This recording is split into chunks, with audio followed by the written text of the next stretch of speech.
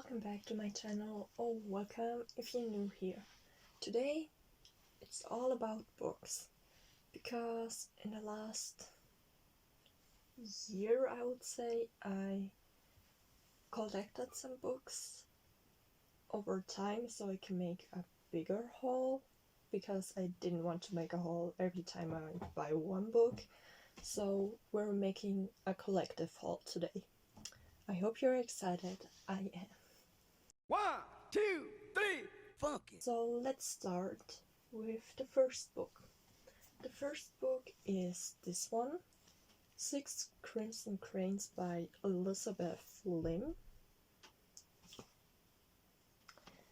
Princess Shiori has carefully hidden her forbidden magical powers until now, but on the morning of her arranged marriage, she loses control of her magic.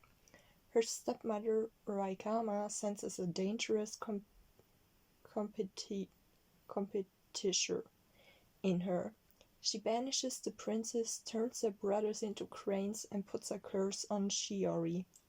As soon as a word passes her lips, a brother will die. In search of the cranes, Shiori discovers a conspiracy with the aim of taking over the throne. To prevent this, she needs the help of her unknown groom, of all people. I'm pretty sure this book is inspired by a fairy tale. I just can't remember how the fairy tale is called, but it's also about a sister and cursed brothers, but I think in a fairy tale the brothers are ravens. So I'm very excited about this book. Let's move on to the next one. The next book is this one, The Free by Sarah Lotz. And this book has a very short synopsis. 4 simultaneous plane crashes, 3 child survivors, and a mysterious warning. Very mysterious. I don't know anything really. So we will see when I get around to it. But I'm very excited. So on to the next one. Legendborn by Tracy Dion. And the synopsis of this book goes like this. A fabled order, an ancient family secret, and an extraordinary heroine. 3 months after her mother's death, Brie Matthews wants to feel like a normal teenager again at college. But then she witnesses a demon attack and a memory of the night of her mother's death, taken from her by magic, steals back into her consciousness. What really happened that night? And what does the secret covenant of the Legendborn have to do with it? Brie is hell-bent on finding answers, but what she discovers is beyond all her expectations.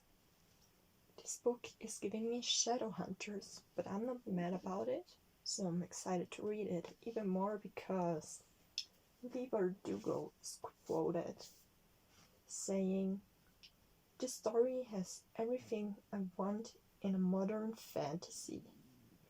And I love Leigh Bardugo, so I'm even more excited. The Night Circus by Erin Morgenstern. The synopsis goes like this. When the night begins, the circus of dreams opens its magical gates. When Celia and Marco meet for the first time, they are instantly smitten. However, they have no idea that their fates are already inextricably linked, because their fathers, the 2 most powerful magicians of their time, have chosen Celia and Marco to compete against each other in a magical battle to the death. And so their future is decided in a mysterious night circus, a world full of magic and adventure, a place of bright and dark dreams. That sounds very interesting, and I'm excited to read it. Although I know I'm very late, but I don't care, I'm still very excited. on to the next one. They both die at the end by Adam Silvera. The best thing about dying is your friendship. What if fate knocks on your door to warn you of your impending death? That's exactly what happens to Matteo and Rufus. On the 5th of September, they get a call and find out they are going to die today. They don't know each other yet, but for different reasons, they decide to make a new friend on their last day, with whom they want to spend a lifetime in a single day. That sounds intriguing, and I can't wait to find out what happens in here. But let's talk about the next book. Caraval by Stephanie Graeber. And here's the synopsis. Scarlett is afraid of her father, the cruel governor of Trista Island. She longs to leave home and join the legendary game of caraval, which promises magical wish fulfillment, adventure, and freedom. When Scarlett escapes from her father and enters caraval for the first time, she feels she has reached the destination of her dreams. But something dark and mysterious surrounds the enchanted game. Is caraval really what Scarlett hoped it would be? Suddenly she finds herself in the middle of a world where life and death are at stake. Is this the new night circus? Because it somehow is giving me the same vibe. Although I haven't read either of them. But somehow they're connected in my mind. I don't know why. But I'm also very excited to get around to this one. But let's move on to the next book. The House in the Cerulean Sea by T.J. Klune. Linus Baker is 40, single, and works in a special department of the Youth Welfare Office, which is responsible for the welfare of magically gifted children and young people. One day, the agency asks him to inspect the orphanage of a certain Mr. Parnassus, which is located on a mysterious island in the middle of the Cerulean Sea. For Linus, it is the beginning of a magical adventure that will change his life forever. I heard a lot of good things about this book, and I want to find out for myself. So I picked it up. Well, let's move on to the next book I picked up. Not only the next, but second to last. And it's this one, Scythe by Neil Shusterman. And again, its synopsis is on a shorter side. Immortality, prosperity, infinite knowledge. All this has been achieved by people in the future, but even in a perfect world, people have to die. Are you ready to decide who gets to live and who has to go? Citra and Rowan are not. That was so short, but so interesting, and I can't wait to find out what's in here. Also, in case you haven't noticed, I can't stop myself from beginning series, but I also like to finish them, so that's not as big as a problem.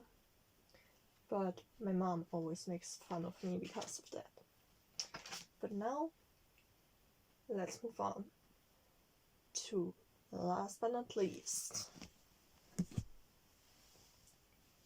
A Deadly Education by Naomi Novik. And the synopsis goes like this. Scholomance is a magic school unlike any other. No teachers, no holidays, no friendship, and very unequal chances of survival. There are only two ways to get out of the school again. The final exam or death.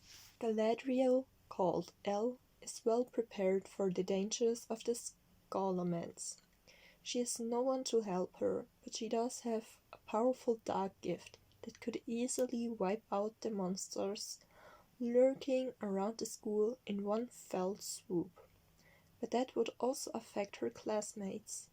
Unlike the insufferable school star Orion, who constantly saves lives, Elle therefore does everything she can not to use this gift, unless she has no other choice. Doesn't that sound interesting? It does for me. And again, I don't know how often I already said it, but I can't wait to read it and to get around to it. Also, I don't know if there are other books that have maps, but this one has, and I need to show it because it's gorgeous. There's one map, and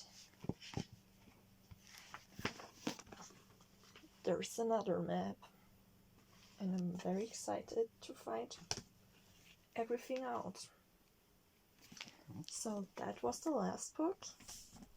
I hope you enjoyed watching. It was very fun for me. I hope for you too. Thank you for sticking around. And that's all I have to say.